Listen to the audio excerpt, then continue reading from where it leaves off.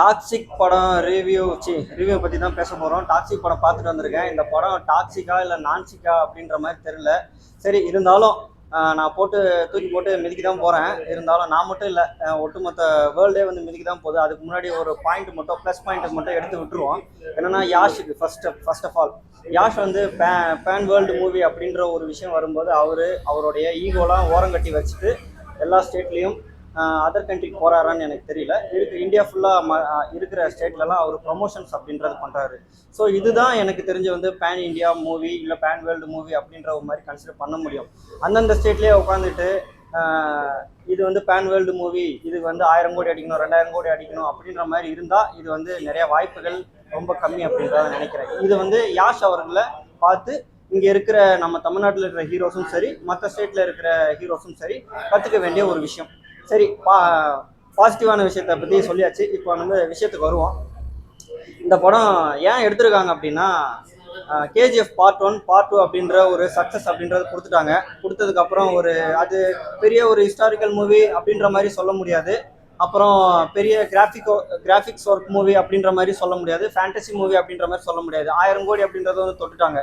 So அதனால இனிமேட்டு நாம் எடுக்கிறதான் படம், நாம் நடிக்கிறதான் படம், நாம் கொடுக்கறதான் படம் அப்படின்ற ஒரு திமிரு, கர்வம், பணத்திமிரு அப்படின்றது கூட வந்துருச்சுன்ட்டு தோணலாம். இது யாருக்கு வந்துருச்சுன்னு தோணுச்சுன்னா, சாரி, யாஷ் அவருக்கே வந்து வந்துருச்சோ அப்படின்ற மாதிரி தான் எனக்கு உள்ள ஒரு கேள்வியாக இருக்குது. காரணம் ஏன்னா அவர் தான் இந்த படத்தில் முக்கிய ரோல் அப்படின்றது ஒன்று. இந்த படத்துலேயே one of the producer Yash அப்படின்ற மாதிரி தான். ஸோ கன்னட இண்டஸ்ட்ரியை மற்ற வேர்ல்டுலேருந்து பார்க்கும்போது இந்த படத்தை எப்படி எடுத்துப்பாங்கன்னா, ஏதோ நான் சொன்ன ஒரு விஷயத்தை வச்சு தான் அவங்களும் பார்ப்பாங்கன்னு தான் நான் நினைக்கிறேன்.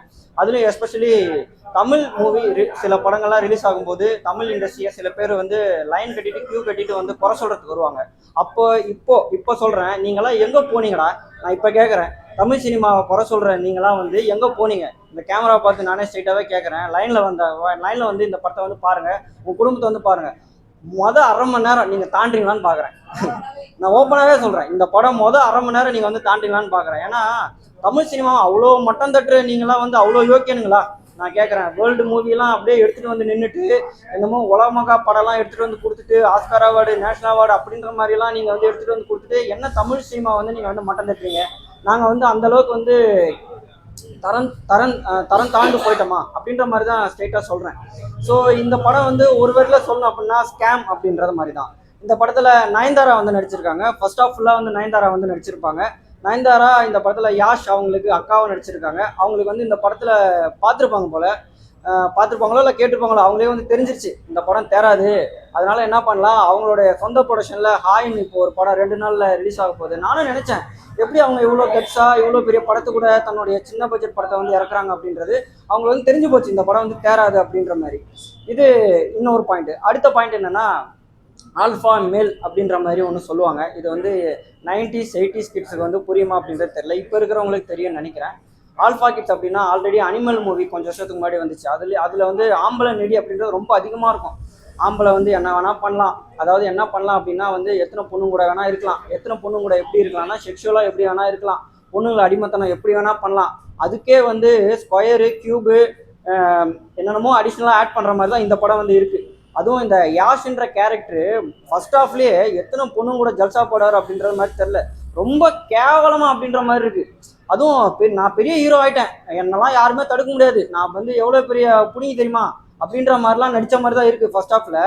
இந்த விஷயத்தில் ஆட்ஸ் ஆஃப் சொல்லணும் அப்படின்னா, இங்கே இருக்கிற நம்ம இண்டஸ்ட்ரியில், தமிழ் இண்டஸ்ட்ரியில் விஜய், அஜித், ரஜினி, கமல், விக்ரம் அவங்களுக்குலாம் வந்து நான் கோடி ரூபாய் கொடுத்தாலும் சரி, நீ 500 கோடி கொடுத்தாலும் சரி, நான் சில விஷயங்கள் நான் தூக்கி போட்டு என்கிட்ட எடுத்துகிட்டு வந்திருந்தாலும் நான் பண்ணவே மாட்டேன் அப்படின்ற மாதிரி. உதாரணமாக இத்தனை வருஷமா இண்டஸ்ட்ரியில் நினைச்சிட்டு இருந்தவங்களுக்கு உண்மையிலேயே ஒரு ஹேட்ஸ் ஆஃப் அப்படின்ற மாதிரி தான். ஏன்னா இந்த படத்தை பார்க்கும்போது அவ்வளோ திமிரு, பணக்கார திமிரு அப்படின்ற மாதிரி வந்து தெரியுது.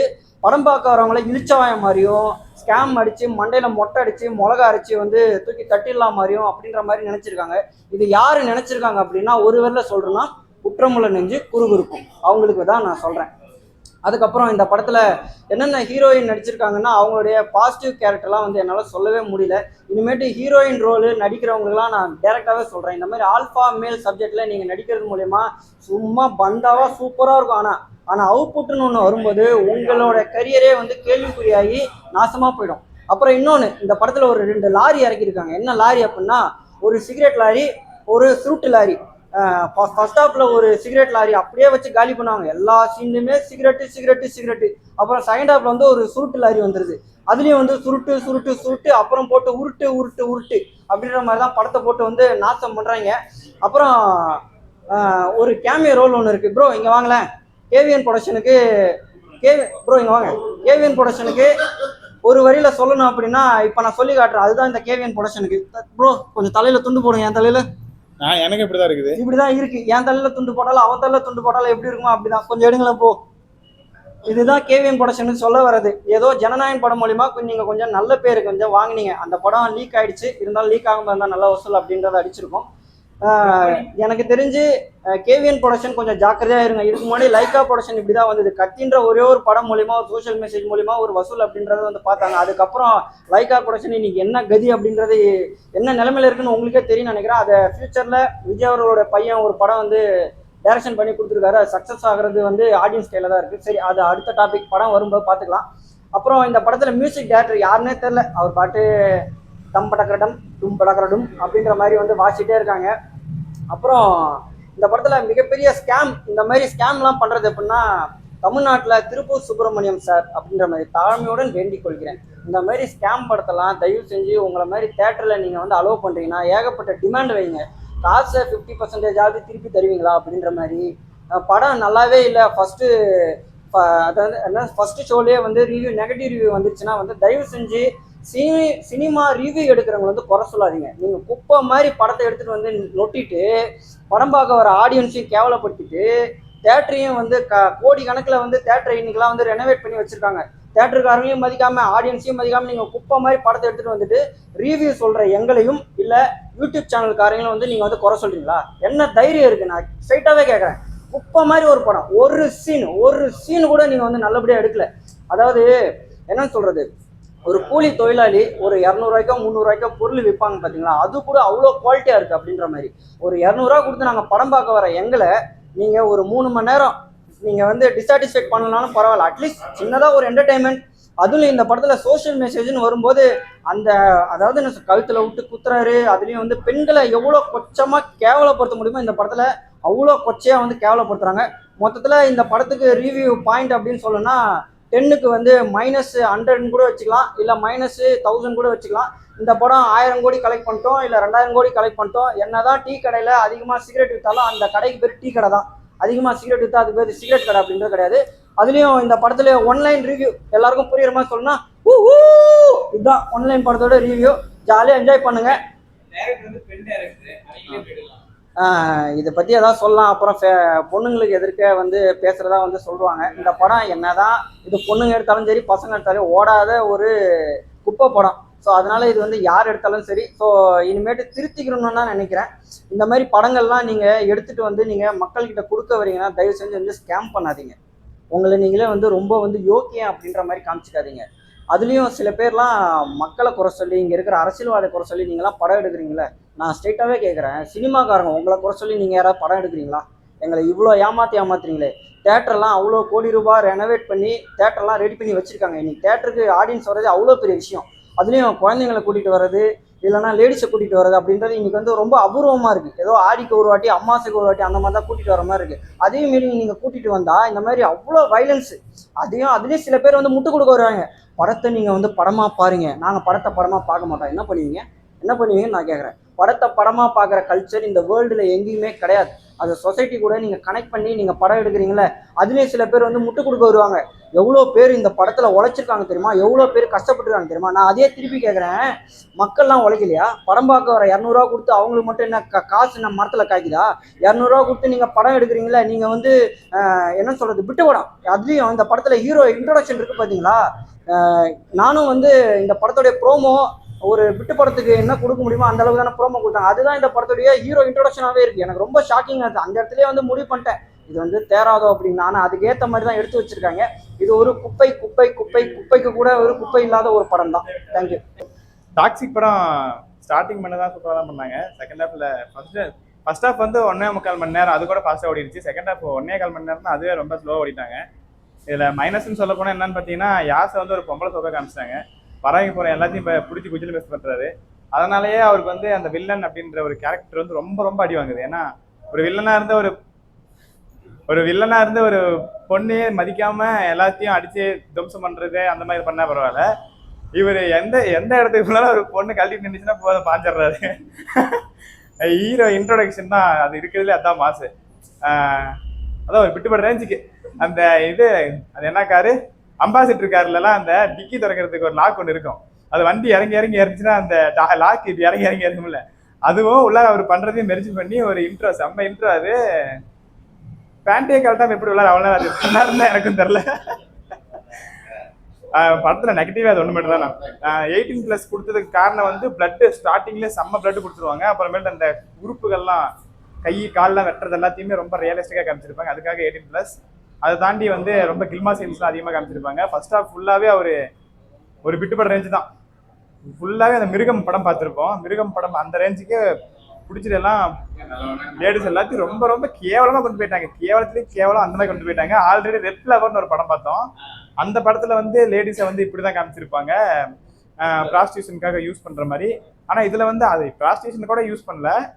வர லேடிஸ் எல்லாருமே இவர் அழகில் மயங்கி வந்து கட்டிலில் விழுந்துடுறாங்க அப்படின்ற மாதிரி காமிச்சிருந்தாங்க. ஒன்லைனாக பார்க்க போனால் ஸ்டோரி நல்ல ஸ்டோரி தான். நயன்தாரா நடிச்சிருந்தாங்க, அவங்க அக்கா ரோல் பண்ணியிருந்தாங்க, நல்லா தான் அவங்களும் நல்லா பண்ணியிருந்தாங்க. ஆனால் என்னன்னா இந்த படத்தில் வந்து அவங்களோட இமேஜை ஸ்பாயில் பண்ணிட்டாங்க.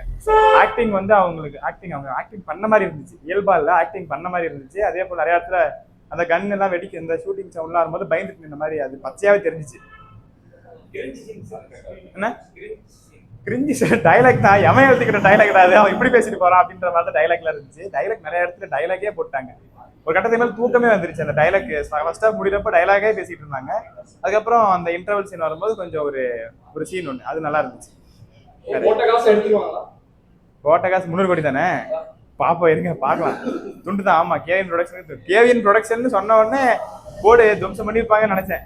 துவம்சம் பண்ணிட்டாங்க, எங்களை துவம்சம் பண்ணிட்டாங்க. கொஞ்ச நாள் வெயிட் பண்ணி KGF 3 எடுத்துருக்கலாமா. இதுக்கு மேல யாஷை கூட்டு வந்து KGF 3 போட்டா எல்லா ஃபேன்ஸும் பிஜில் மெஸ்ட் பண்ணுவாங்க. அவரை இப்பவே பிஜில் மெஸ்ட் பண்ணுவாங்க. இதுக்கு மேல தான் அடிப்பாங்க, ஓட விட்டு அடிப்பாங்க. அவரை யாசுக்கு என்ன சொல்ல விரும்புறீங்க? ஆக்டிங் சூப்பரா தான் இருக்கு, கதையை கேட்டிருப்பாரு, ஏன் இப்படி பண்றாரு, ஏன் பொம்பளைன்னு சொன்னே போயிட்டு வர்றது படத்துக்கு. வாங்க எல்லாம் பொண்ணுங்களா வருவாங்க, பிஜில் மெஸ்ட் பண்ணா சொன்னே போயிட்டு வர்றது படத்துக்கு. இந்த மாதிரி பெரிய படம் நல்ல நல்ல படமா தான் இருக்குது. சோசியல் மெசேஜ் இதுல என்ன சோசியல் மெசேஜ் இருக்குது? சோசியல் மெசேஜ் எல்லாம் ஒன்றும் இல்லை. சோசியல் மெசேஜ் எல்லாம் எதிர்பார்க்க கூடாது அந்த படத்துல. காலம் 1967 அந்த பீரியட்ல 1920 இருந்து ஸ்டார்ட் ஆகி 1967 அந்த ஓவரால் வரைக்கும் கேக்குறீங்க. ஓவரால் என்ன சொல்றதுன்னே தெரியல. ஓவரால் படத்தை ஃபேமிலியா பார்க்காதீங்க. பசங்களாம் வந்து பாத்தீங்கன்னா என்ஜாய் பண்ணலாம். பசங்க ஜென்சியா வந்து பாத்தீங்கன்னா சூப்பரா என்ஜாய் பண்ணலாம். 90s கிட்ஸ் கல்யாணம் ஆகுதுங்களா வராதீங்க படத்துக்கு. படமா இங்க ஒருத்தர் வந்த தப்பிய கழிச்சு அந்த மாதிரி இருக்கும். அந்த அளவுக்கு மொக்க இந்த படம்.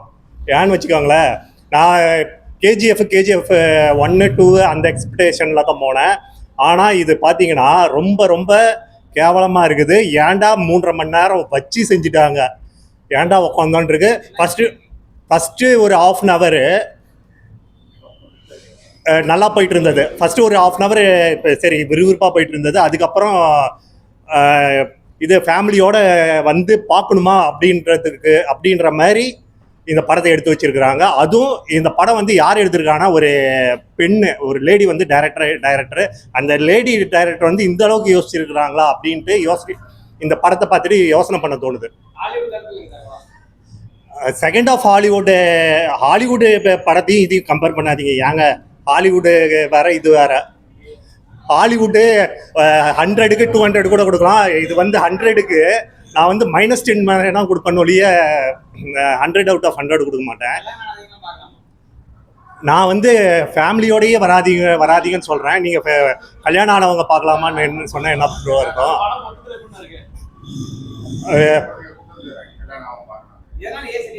படம் எதுனா அவர் சொல்றதுக்கு பதில் சொல்லிட்டா, நீங்க கேட்கறதுக்கு பதில் சொல்லிட்டா.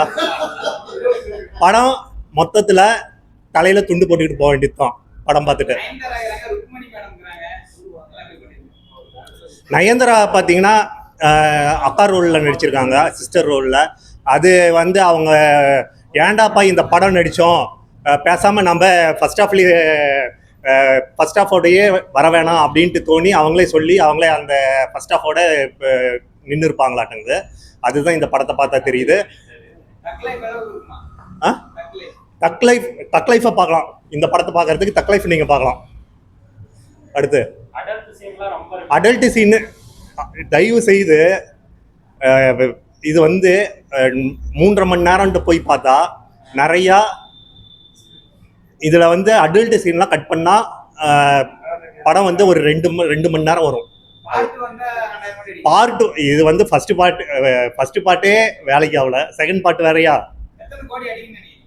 கோடிலாம் அடிக்காதுங்க. நான் இதை சொல்ல விரும்பல, நான் சொல்லி மாட்டிக்கல.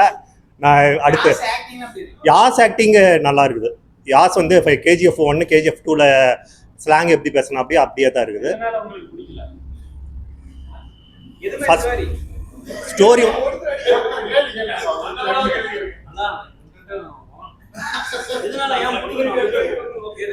எதனால பிடிக்கலன்னு கேட்காதீங்க, எதனால பிடிக்குதுன்னு கேளுங்க. நான் வந்து யாசுக்கோசரம் தான் போனேன், யாசு நயன்தாராக்காக தான் போனேன், அவ்வளோதான்.